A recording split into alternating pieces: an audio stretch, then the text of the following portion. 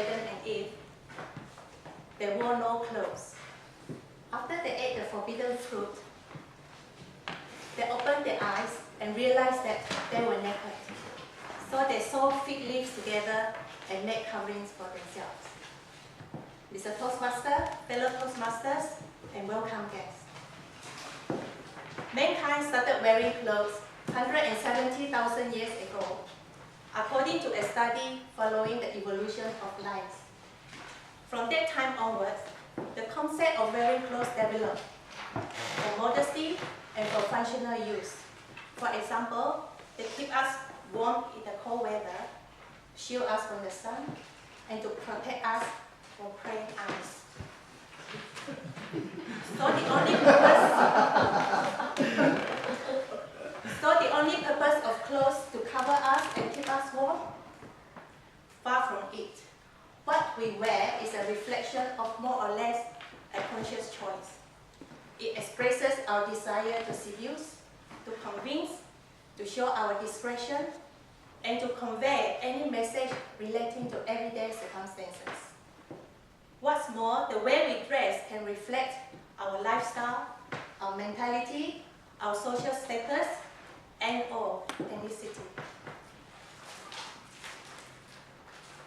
Clothing makes a visual statement of the person who is wearing it, so that before talking to a person, the viewer's brain makes several assumptions about the person's culture, status, dress sense, and even life attitudes. A good example of where this must be taken into serious consideration is a job interview.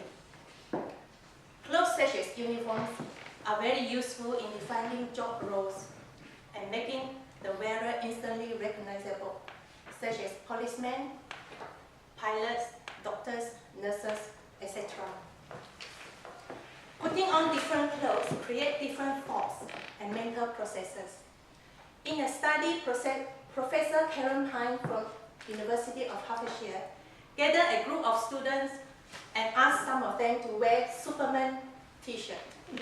She wanted to know if heroic clothing would change how students thought. Surprisingly, she found that not only did they make them more confident, but it also made them think they are physically stronger.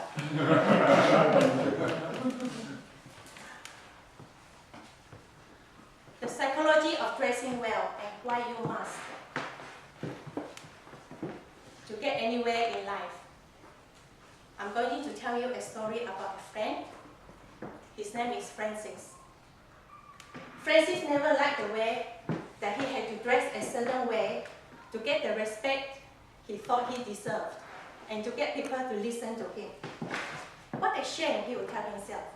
People should respect me because I know what I'm talking about, not because of the clothes I'm wearing. But then he experienced something that changed his mind completely. Years ago, he was on a bus headed to a friend's house. He knew the neighborhood but wasn't sure which stop to get off at. The gentleman sitting next to him noticed him looking out of the window every few seconds, trying to get his bearings, and asked if he needed help. Francis told him his predicament, and this man told him that he should exit in 2 stops. He thanked him for his advice. A moment later, another man standing in the aisle who had heard his conversation leaned in and told him, actually, you should get off the next stop. Francis thanked him, hopped up, and exited just as he was told to, ignoring the advice of the first guy. What's the difference between these 2 men? And why did Francis choose to listen to one and not the other?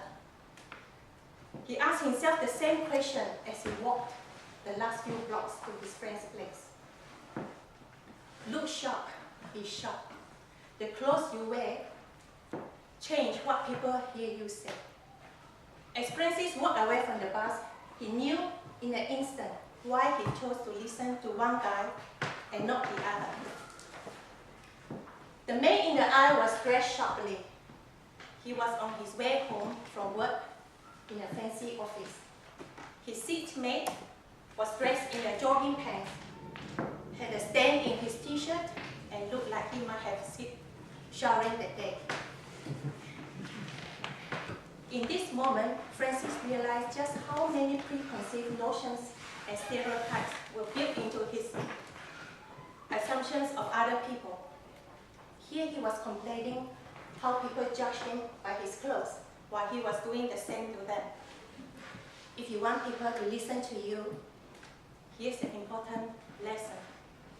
Dress the message. The clothes you wear and the way you groom yourself will change the way other people hear you say. It will subconsciously tell them if you are like them or you are not. It will determine whether they listen or ignore, trust or distrust. Think it really matters how you dress? I would like to bring you this message.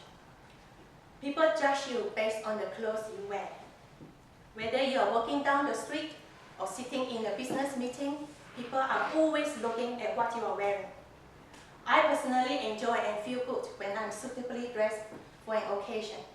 Clothes become part of the excitement of the outing. Mr. Toastmaster.